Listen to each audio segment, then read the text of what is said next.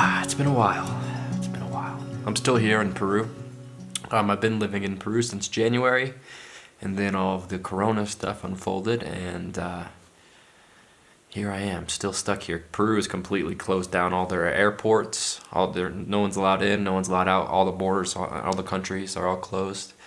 So for the last 3 months, I've been unable to leave, even if I wanted to. Yeah, I'm in this really interesting situation. So I was doing some video work with a spiritual center called Arcana. And at Arcana, they work with the tribal people in the Amazon called Shipipos. And the Shipipos are like an ayahuasca drinking group. It's just a shamanic culture. They use all plants for everything. You know, the jungle is like a pharmacy for them. And yeah, I'm still at Arcana. So I've been basically living at an closed down ayahuasca center for the past few months, and I've got 2 shamans that are living here with me, Ardingo and Eligio. It's an interesting situation to be sort of catapulted into. I mean, like, it almost makes sense in a lot of ways. I was so terrified to drink ayahuasca when I first came to Peru. I was like, oh my God, my knees were actually shaking in terror, because I'm aware of the power of these things, of these plants, and yeah, it's definitely worthy of going into it with respect and with sort of the knowledge that something powerful could unfold. And it has. I've now drank ayahuasca about 20 times. We just had a ceremony 2 nights ago, and it was the most powerful ceremony that I've had since I've been here. And I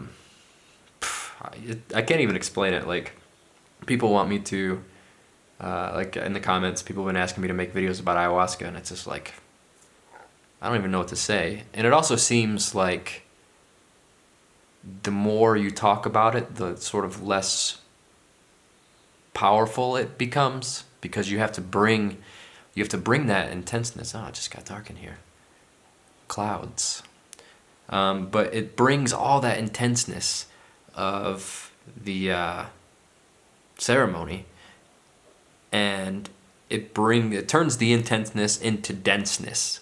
It becomes very dense. Words are very dense. It's hard to say something. And then, like, you can't transmit something from that plane to the denseness of vibrational sounds. And but we can try, and I will try. So they gave me the biggest dose that I've had on purpose, because they were like, it's time for you to put your big boy pants on. And I was like, okay, I guess, because I always took it really slow with ayahuasca, and I'm very sensitive to psychedelics. Like, I can go really deep on very little. And yeah,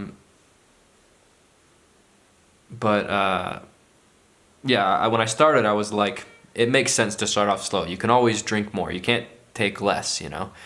So that's been my approach to exploring this medicine, ayahuasca. And so I did this big dose, and not instantly, maybe like 30 or 35, 40 minutes after, it began to kick in. And instantly I was like, okay, well, if this is how intense it is just at the start, I'm definitely in for a ride. And this was a complete soul journey. Like, I have no other way to explain it. Like, for those of us that grew up in the United States, a lot of us were raised with sort of myths of the natives in the States, and how spiritual they were, and how they would go on these soul journeys where they would meet spirit animals and spirit guides and ancestors, and they would get knowledge from the Great Spirit. Ayahuasca is very much like that. You get these deep, profound visions of the earth, you become a condor and you're flying through the sky, or you become a jaguar, or you get swallowed by a serpent, or for me, I was thrown into a swamp full of these big fish creatures in one of my ceremonies. And a common scenario to be confronted with during a journey with ayahuasca is to, like the Native Americans, come in contact with all sorts of spirits and beings. And in this last ceremony, ayahuasca was telling me, remove your doubts about the spirit world because this is it. And it was showing me this world full of like alien creatures and like just like flowing energy and like it's so hard to explain. It's a different place, you know. It's not Earth, and we only have references of Earth to explain things, and this is something beyond that. And ayahuasca was telling me, like, stop questioning the fact if this is a real experience or not. You are having this experience. Remove your doubts because here is the spirit world. And it seems like the psychedelic experience is almost knowledge reserved for the dead. A lot of people get, they have visions like of the afterlife, or they have visions of what it means to be alive, or, you know, sort of deep things that we don't think about in our normal state of life because we're so engaged with what's going on in front of us and so engaged and into our senses and stuff like that, that, you know, we don't really think about like how incredible life is. And like the psychedelic, and especially like ayahuasca or psilocybin will really show you things that in the moment are so undeniably like true. And, you know, a lot of people will just be like, you're hallucinating. Typically people that have never had a journey into the plant trance. But they'll say, you're just hallucinating. And then you like look at science, and science is like, you're all hallucinating. That's what this is. This is this world that we are all experiencing. When you go and shake someone's hand, is that actually happening? Or is it a hallucination being produced by the biochemistry and different drugs you have lingering in your body? And science seems to, the consensus of mainstream science is that we are all in fact hallucinating, and that this is all being filtered through our senses and projected like a movie into like this, you know. This is all brain chemistry. So when you take a substance like DMT, which is endogenous to human metabolism anyway, we already have this in our body. Terence McKenna used to say, we're all holding. So, I mean, we have DMT and a lot of these natural psychedelics already inside of our bodies.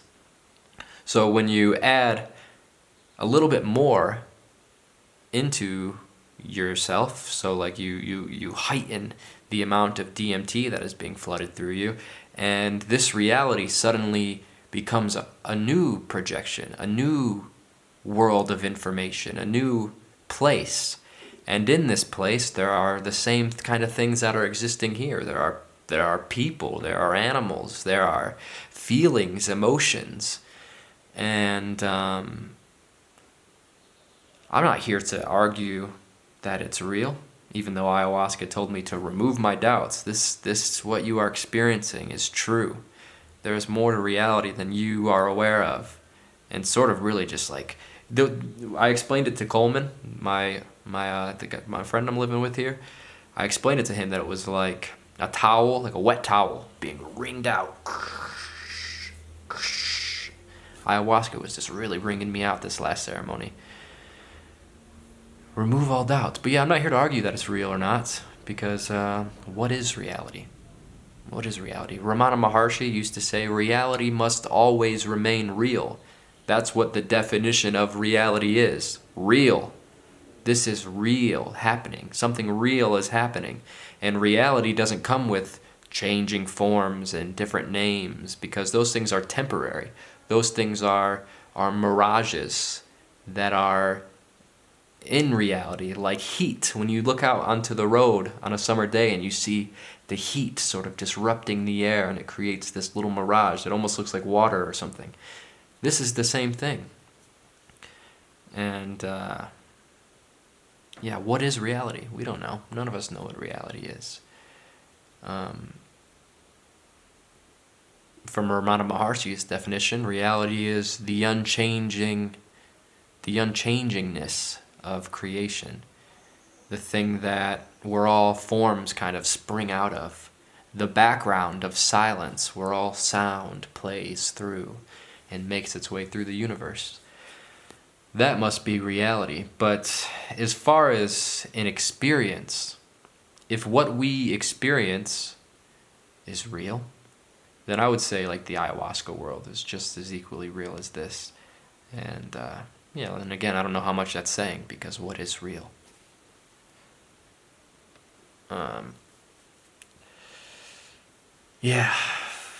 What else happened? Ayahuasca showed me what it was going to be like for me to die. It didn't show me like my actual death, but it showed me the feeling of how I'm supposed to die, and like me going through it, of like, okay, so you're like laying there in your hospital bed, or you're laying in a smashed car, or underwater because you're drowning, or however the infinite ways you can die. That moment of release where you're like, oh, well, this is it. It's finally my time. And we all are going to have our time one day.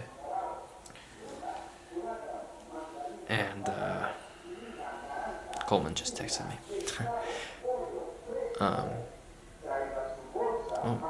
We got some guy selling something with a loudspeaker in his car. Let's see what's he got for us.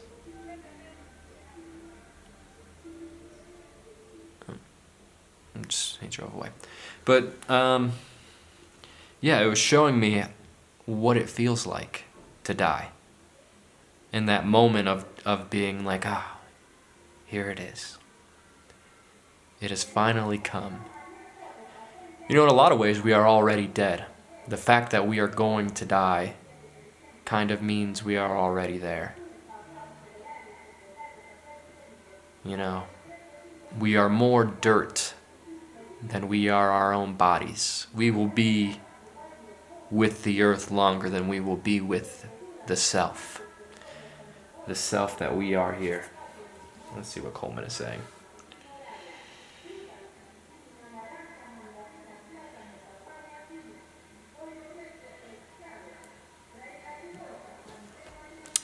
Something about drinking Wachuma. He wants me to drink Wachuma with him today.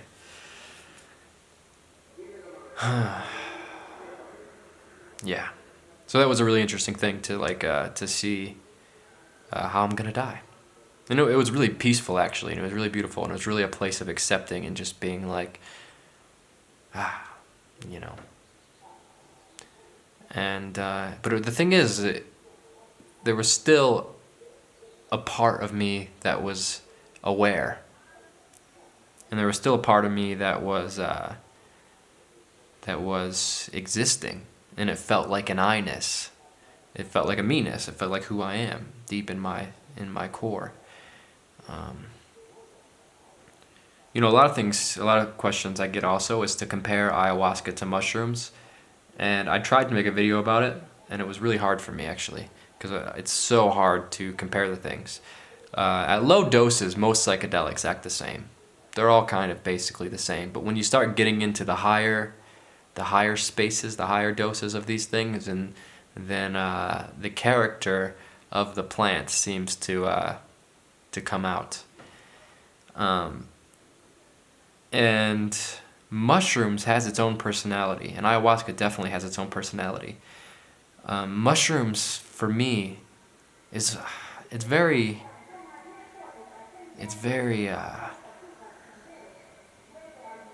actually very similar to me to how ayahuasca is. Like, I get lots of visions of the spirit world, and I get lots of visions of different entities.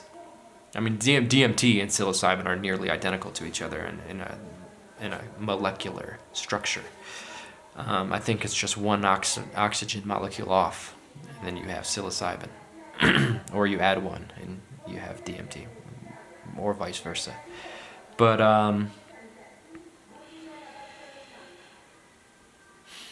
yeah, I don't know. I mean, they are very different too. That's the other thing. That's the thing I can't explain the difference. Like the visions you get are different. Like in ayahuasca, you get these very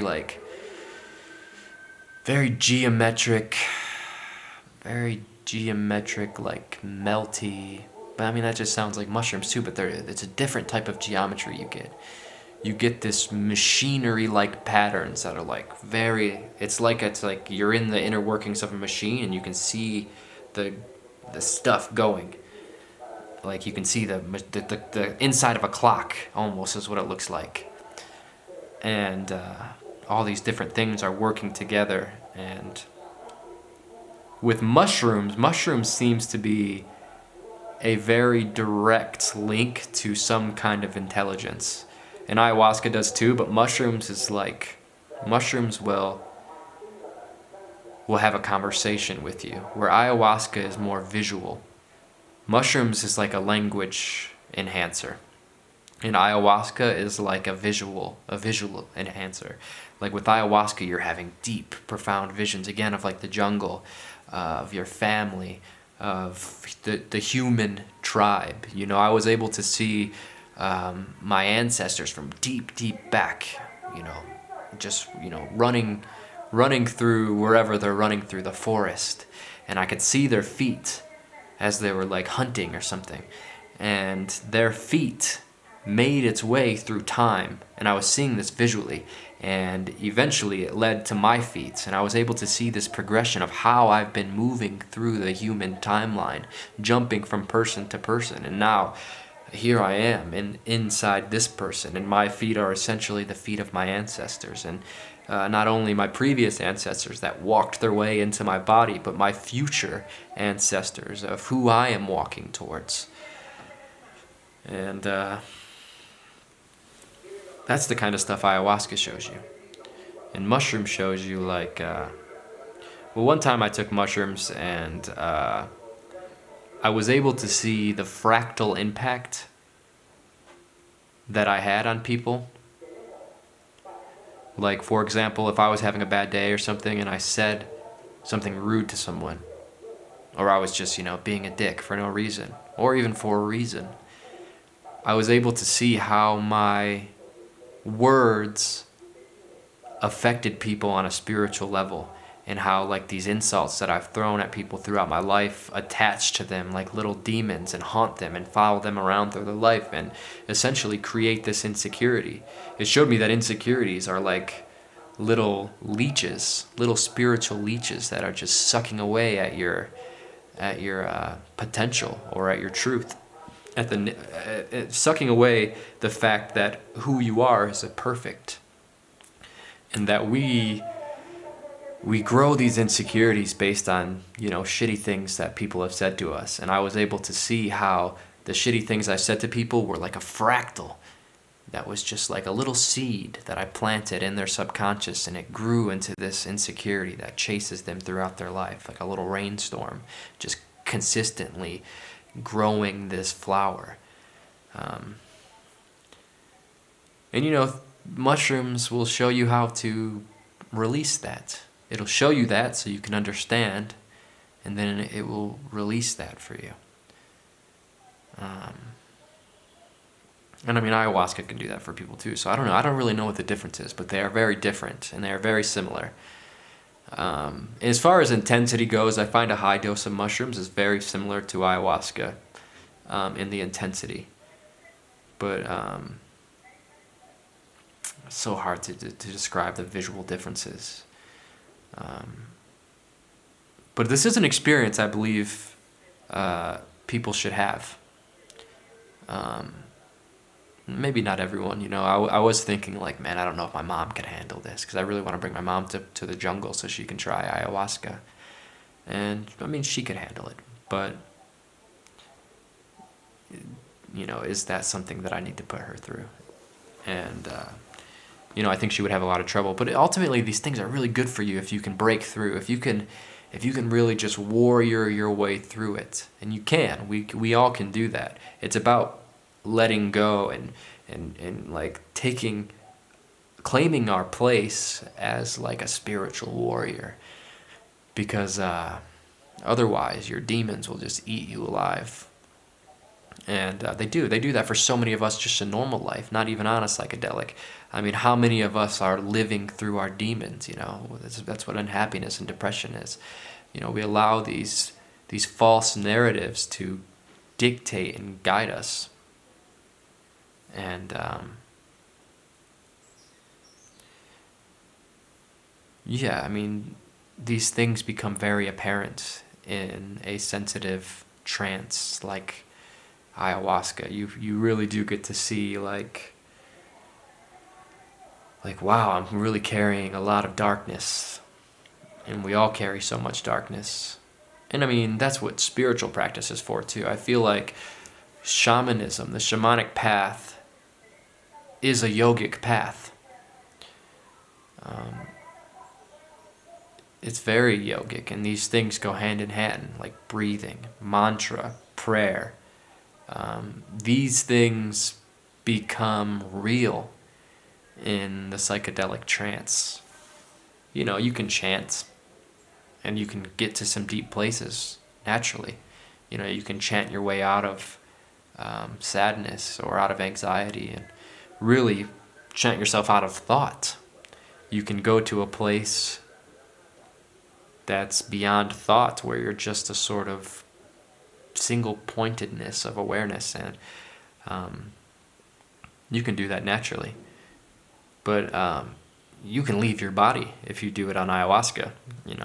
You become not only just a single pointedness of awareness, but under like a thing like ayahuasca, you become that single point plus all points at once. And you can feel everything and you feel nothing. Makes no sense.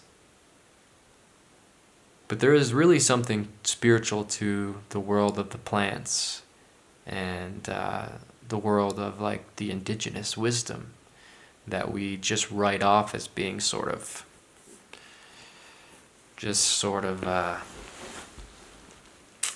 fairy tale. We write it off as bullshit these days. We really give a superiority to our sense of science, and which has done great things. We've accomplished building rockets and splitting the atom, and we can look out into the depths of space. We've done really great things with modern science, but we've really lost this subjective science of going inward. The things the Vedas have spoken about and the things these shamans speak about, they're just as real. And it's an essential part of humanity to experience these. Sorry, my foot's asleep. Ah, shit. But it's important to experience these things that human beings have been experiencing since we've been human beings. This is the first religions, are the plants, is nature, the goddess. This womb that we call the earth, the virgin. There's nothing required for life to become here, just through conditions, and who knows how we got here. But the earth is a womb for spirits to take form, and we are those spirits. That we are the children of time, the children of this planet. And the psychedelic really, not that we need something to realize this, but it's different to realize it as it is to live it. And we are living it at all moments, but not in this kind of way. Terence McKenna used to say it's like having sex. Going through life without having a psychedelic experience is like going through life without having sex. And I really agree with that. And, a lot of people are like, you're on drugs. And man, it's just so sad. I really do feel sad for those people. For someone to compare the ayahuasca experience to heroin or crack or to even weed or anything is like such a sad perspective. these shamans and people in the jungle and people of the forest have discovered something truly spiritual and truly beautiful. And the thing is it works. Religions demand belief, but the plants, there's no belief required. They say, here, be illuminated. And there's no dogma that you need. Go grab your preacher. Go grab the Buddhist that lives in the temple. Go grab your boyfriend or your girlfriend or your niece or your uncle and give them this. Say, here, try this. They will have a life-changing, profound experience that will be filtered through different ways and different expressions, but it will show them something really deep about themselves and about their place in the universe, about what it means to be a human, what it means to be whoever they are and as individuals. And it will begin to heal them in the same way that, people talk about Jesus or Muhammad or all these different prophets, the Buddha. This experience is making contact with whatever that spirit is that resides in all these teachers, like the Buddha, like Muhammad, like Jesus, like Moses, like whoever, Quetzalcoatl. Whatever that spirit is that lingers through all those things. Duncan Trussell once explained it to me like the same water coming through different pipes, different faucets, but it's the same water. So whatever that is that runs through those guys is running through the plants. And the thing is those guys are now echoes. They are now echoes for us to relate with. The plants are here, The plants are here, and I asked ayahuasca, why do you heal people? And she kind of laughed. Ayahuasca appears to a lot of people as a feminine energy. This last ceremony was very masculine, so I don't know what that means. But I was asking ayahuasca, like the Shabibos, they call her Mother Ayahuasca. And ayahuasca in Quechua means the vine of souls or the vine of death. So it's not unsurprising for people to have visions of their death or visions of spirits. What was I talking about? Talking about the vine of souls. Fuck you, boys. Fuck boys. Not fuck you, boys. Fuck boys. I lost it. That's what I meant to say. Jesus. Yeah, I don't know. It's weird. It's all weird. To enter a plant's dream. What else? Peru has a lot of alien visitation that people claim. Like, people always say they see UFOs and stuff like that. And I know the Pentagon just released those 3 videos of what they confirmed to be truly unidentifiable flying objects. And those videos are really cool. Like that one, the first one, where it's starting to rotate. It's crazy, whatever that is. And I have no idea what those are. Is there aliens that are visiting Earth? And are they coming here to arrange rocks for people? Build pyramids and build strange structures around the planet? Is that why they're traveling through space to do? I actually feel like biological life probably can't travel through space. And that's why we are progressing towards technology. Not only does technology ensure the survival of our species because we become almost immortalized, but I feel like that's the only way for us to truly be able to leave this planet. We could probably go to Mars, but for us to truly colonize space, we have to merge with the machine or become a technological species. And I think that's almost what we are unconsciously doing, in a way. It's either that, we are either unconsciously becoming cyborgs as a way to, it's the next step in our evolution, it's the next step in regaining total awareness of potential and creativity. Like, think about the internet. The internet is the collective consciousness of all humanity. And through that, we are able to create virtual worlds. We are able to talk through YouTube and all of this sort of thing. And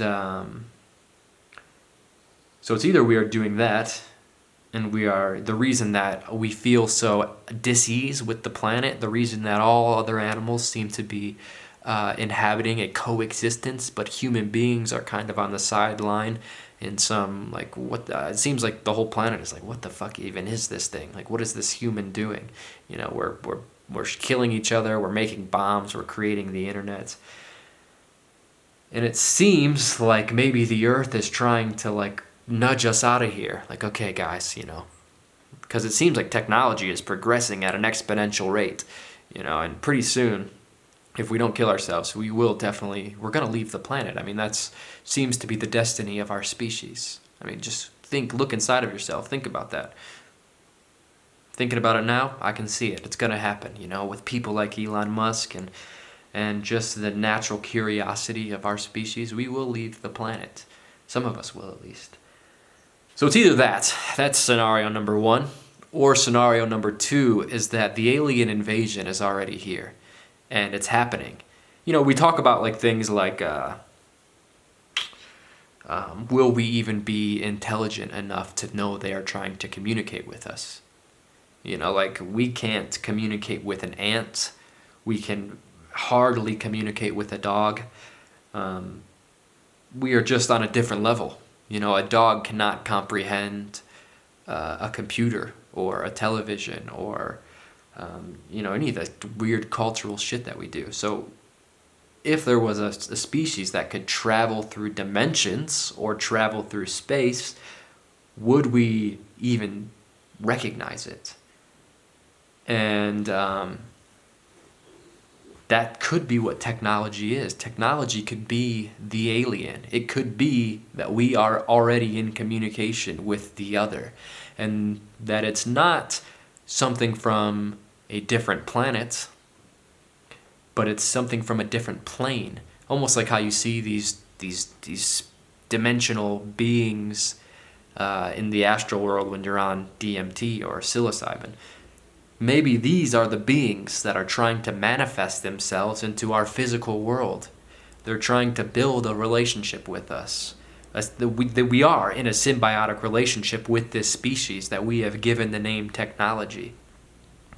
And it's using our desire. It's using our I don't know what it's exactly using, our energy.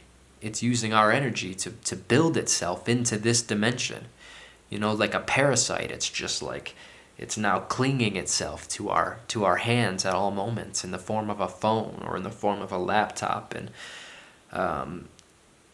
you know how people say, like, the gray aliens? I don't know if for those of you guys that aren't super into UFOs and aliens and stuff, but people believe that the grays, you know, like the grays, the little short ones, the gray skin, big head, big eyes, these are the grays.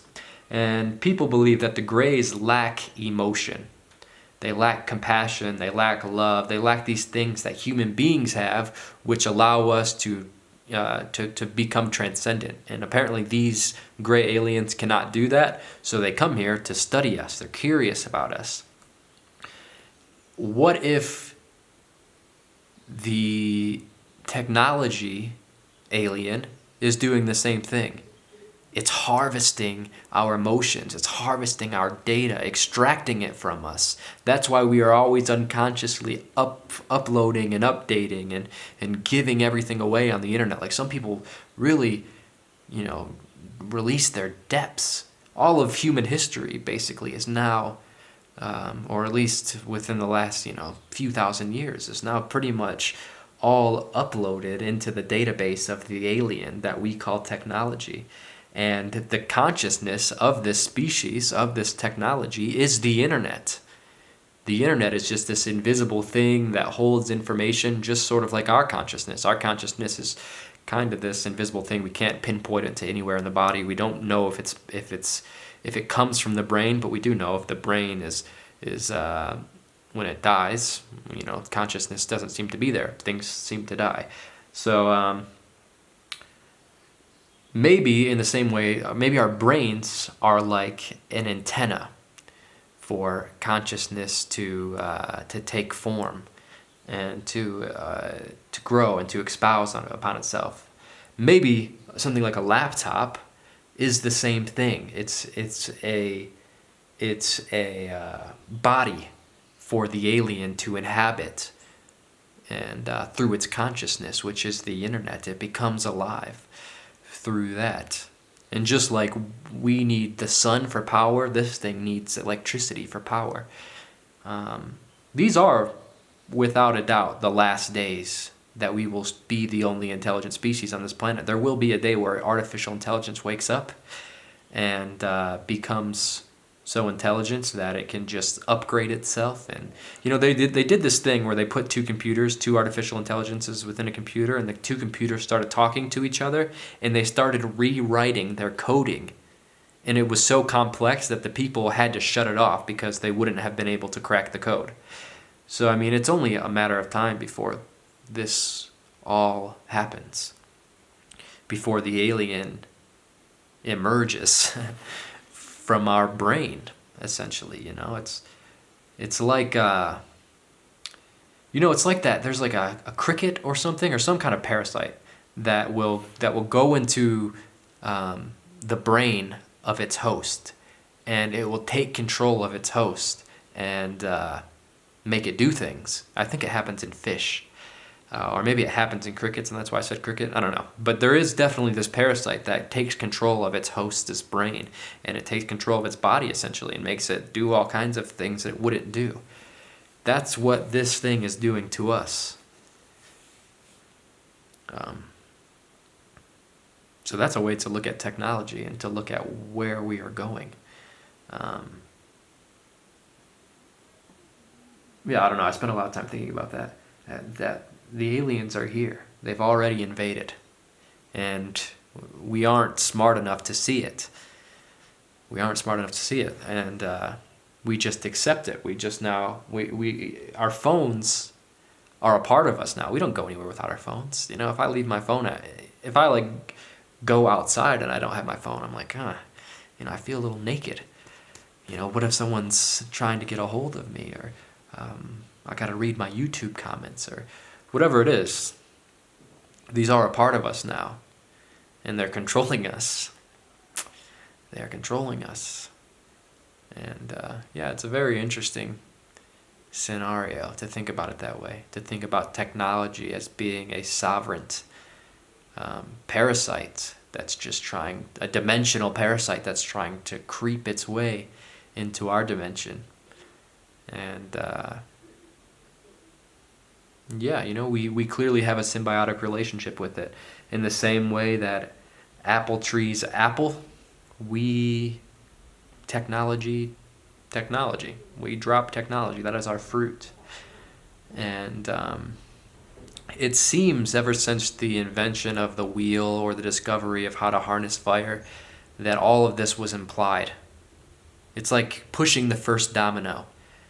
You have this thousands and thousands and thousands of years of dominoes lined up, and you push that first one, which is the discovery of fire, and that discovery of fire starts the domino effect up until modern times. And here we are. We have laptops. We have now turned fire into laptops. We have turned wheels into cars, into airplanes, and to the internet. Yeah, I don't know. Oh yeah, we got a question. Got a question from somebody. I think during these podcasts I will start taking some questions in the form of a video or a form of an audio call. You can leave an email at aplaceforhumans.com if you want to share a story. Tell me something. Are you going through a heartbroken situation right now? Or are you cheating on your partner, or are you thinking about going diving with sharks, and maybe you need some advice and you want the world to know, then leave me a video at aplaceforhumans.com. So here is a question for me that came from Matilda, like the little girl from that movie. She's now Looks like she's an adult woman, a young adult woman. Let's see what this young adult Matilda has to say to us. Hi Dakota. I have two questions. So question number one is about the educational system. Do you think the educational systems in like schools and universities are doing a good job at raising future adults? Do you think that more spiritual topics need to be discussed, or do you think that that's something that people have to find out on their own when they're ready, outside of the school kind of environment? And also, what do you think about... Okay, we'll answer the first question first. So her question was, what do I think about like the school and education system, and does it harness a positive environment for people to become, good human beings and good adults in society, and does it, or should we start teaching more spiritual things? Well, I think it's obvious, given the state of most countries, that the education system sort of works as a tool to make workers and to make productive members of society. They don't really want free thinkers because, they want you to continue the system. And I think that is definitely, absolutely, it's embedded not only in our media, but it's clearly got to be embedded in the school systems. There's too much power and money and all of this to just train a world of free thinkers. If everyone is a free thinker, then the people in power don't really have power. It ceases to be even in the awareness of people. If people recognize their own power, then why would I give it away? So I do not think that it's meant to raise free thinkers. I do think that we should teach more spiritual ideas, but the thing is with teaching spiritual ideas, it's usually, you have to bring it through language, which comes with the speaker's perception, and you don't want to be preachy to people. Like, you don't because what are spiritual topics? Is there a universal spiritual topic? I guess the way that you would have to deliver it would be the mystery. Like, hey, wake up. Wake up. You are in a body. Do you realize that? Do you realize the predicament you're in, the position that you are in right now? You are in a decaying body in the digestive tract of time, of some giant superorganism we call the universe. You are a little tick on it. Do you realize that? Do you realize that one day you will be dead, but for a temporary bit of time you get to experience life through your eyes? And what that means, how unique and strange that is to wake up after being asleep for what science says, like 14 billion years. You didn't exist for 14 billion years, according to the perspective of science, and here you are for 50, 60, 70, 80, 90, 100 years. If you're lucky, then you get to see it all. The sky is a celebration. Those are all fireworks up there for you. And when you look in the eyes of someone you care about, that is contact with the divine. So even that's a little preachy, So like, how do you share spirituality with people that have their own sort of religions or something like that? So I don't know if that should be in school. It should be in school, but it needs to be in a sort of Unitarian sort of package. And I don't know how we do that. Let's see what question number 2 is. Question number 2 is about loneliness or feeling alone.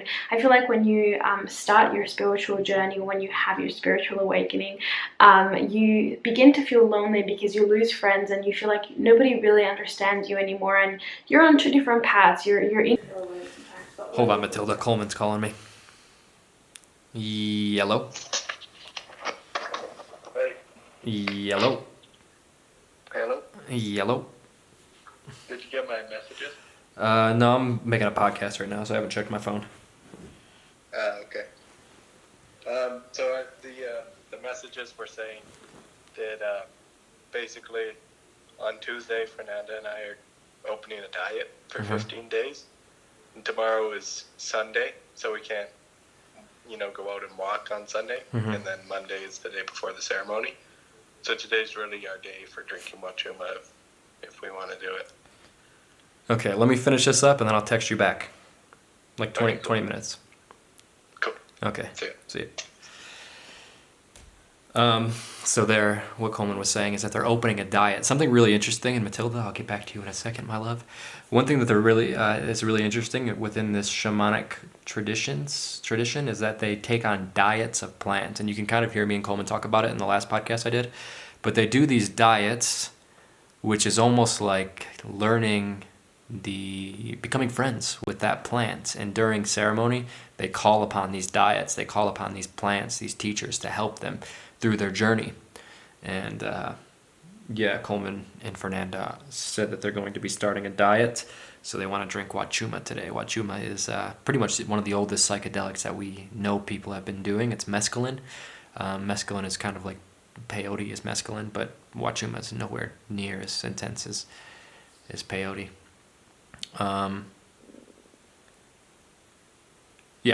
So I don't know. Let's back that up, Matilda. Let's see what you're saying. And interests are completely different. So how do you deal with that, and how do you feel less alone? And is it okay to feel alone? It's a scary feeling, but I think it's got like a little bit of a nostalgic feel to it. I feel like we're supposed to feel alone sometimes. But what are your thoughts about that and tips and tricks? Thank you. Bye. Okay, so she was saying, like, what do you do when you start having these spiritual realizations? Like, when you start taking ayahuasca and seeing spirits, and then you can't talk about it because everyone just thinks you're ridiculous. Or if you're just having natural spiritual awakenings through, self-perspection. Is it okay to feel lonely? Yeah, I did feel lonely when this first happened. Especially I was with this girl. I was dating this girl, and she gave me mushrooms for the first time. I was like 21 years old, and it was so spiritual for me. It was like, holy shit, like, the only way I can describe that experience was like being the first time I ever opened my eyes. It was like, man, this has just been here this whole time, this beauty. And she didn't get it whatsoever. For her, like, drugs are drugs. You take drugs to feel something, and it's not a spiritual thing. If it is a spiritual thing, it's just because you're tripping and you're on drugs. And I understand that perspective, but there is just something so much deeper happening. Like, even if it is just drugs, the fact that just drugs can be so profound, and I mean, a lot of people that have these experiences write them off as being the most important experience of their life. You can see all over YouTube, all over articles, people say like, mushrooms, ayahuasca, this changed who I was. If that's just drugs, that's a hell of a drug. That's, this isn't something people take all the time. People, you ask someone what their favorite drug is, and they say, ayahuasca. And you say, oh, how often do you do that? And they said, oh, I did it 7 years ago, and I'm still riding the wave of that kaleidoscopic tidal wave. And I think she didn't get it. And for me, that was really lonely, because I was like having such profound awakenings at this time in my life, like just really going inward and going outward and just exploring everything and being so blown away. And she's like, she worked at a bar, snorted a little cocaine, and that's just totally not me. And she was great, like one of my best friends, and I'd still hug her if I seen her today. But just totally different perspectives on the world. And it was hard for me. But I began to realize that, like, people don't need to understand the specifics. Duncan Trussell gave me great advice one time, and he said, you can talk about, like, he was talking about, like, say a portal just opened right here in front of me and Jesus came out of it. And, it was like a pure love beam of unexplainable. Like, I could go around telling everyone, like, holy shit, Jesus came through a portal, and I feel so much love, like, oh my God, like, what the fuck? But that just becomes like, oh shit, there's Dakota with this goddamn portal story again. Like, fuck, man, like, he's cuckoo. But if I transcend the symbolism and just become that love instead of trying to say, like, trying to shake people awake to the realization that Jesus came through a portal and gave me love. That sounded a little bit sexual. Not sexual love, but like transcendent love. If I just be that transcendental love, then the story is irrelevant. It doesn't matter if Jesus came through the portal or whatever, because this transcendental love that I'm embodying becomes that portal.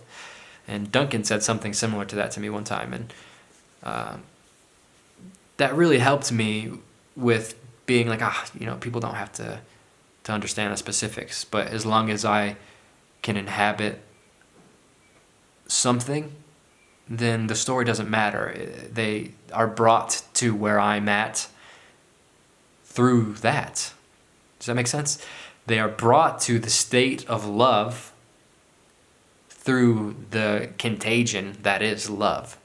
Humans are contagious creatures. If you're walking by someone and they're laughing, you like instantly crack a smile or crack a little laugh. Or if you're around someone that's got really intense, deep, heavy energy, you feel that and you're like, oh fuck. Or if you're around people that are in love, you're like, oh man, like I feel love for you guys because you guys are in love. So we are contagious creatures. So I think if we can remove the preachiness of it and just be what we are, then you don't have to, your friends and family don't have to understand. They don't have to understand the Jesus portal story. They don't have to understand the ayahuasca visions or the mushroom spirits. They don't have to understand this. You just have to be the message. Be the message. Was that good enough? Matilda, you look familiar. I must follow you on Instagram or something. Okay, well, thank you so much for that question. That's the only question we got in the email. Someone else typed one up, but I prefer for you guys to send in audios or send in some videos. I feel like it's funner that way. So yeah, anyways, that's the podcast for today, my friends. What do we talk about? Drugs and aliens. Yeah. So, anything else? Oh yeah, I hope everyone is healthy during these crazy times, man. Like coronavirus, what is going on? What the hell? I want to travel again. I want to get home, and I miss my pets and my mom and my sister, and I really want to. I got so much footage. I have so I went from India. I got some India footage I still need to upload. I have, after I went to India, I went to Turkey and met up with Shamail. Me and Shamail did like a whole month-long crazy tour of Turkey. Went to some like Göbekli Tepe and Karahan Tepe. Karahan Tepe, just a quick little thing. Karahan Tepe is a new site that they just recently started excavating it. And me and Shamail are one of the first human beings on Earth to see these first excavations. The oldest carving of a snake ever found, I'm pretty sure. And me and Shamail were like, I got to touch it, like this in a year from now, this is going to be like a complete archaeological site that is going to be like, you're going to have to be like 20 feet away from it to look at it. So it was a really, really awesome experience for me to get to see that. So I got to upload those videos, Turkey, and then after Turkey, I went to Romania, I think. And then from Romania, I went to Czechoslovakia or Czech Republic or whatever it's called. I feel like they change that country's name every other day. So yeah, I really want to get home and start uploading those videos. It's been 2 weeks since I uploaded a video. I've been slacking here in Peru. And I'm in such an interesting position. I should be filming more. Living with shamans, living in the mountains of Peru at a closed ayahuasca center is such a unique story. So yeah, I don't know. That's all I got for you guys today. Make sure to click subscribe. Please head over to iTunes, A Place for Humans on iTunes, and leave a positive comment and 5-star review for me, please. Or, be honest if you feel the need to be honest. But I really would love for you guys to help get this podcast out there.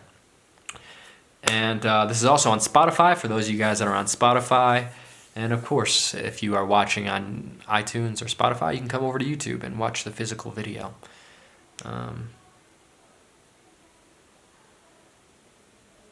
Yeah. Thanks for hanging out with me today, guys. I'll do another podcast with Coleman soon. I got some videos planned before I leave here, so. Okay, see you guys next time at A Place for Humans with your boy, D. Wintizzle. All right, see ya. I know what I saw, I do. It was bigger than you and me, and all the stupid shit we find amusing or depressing or anything less than expected.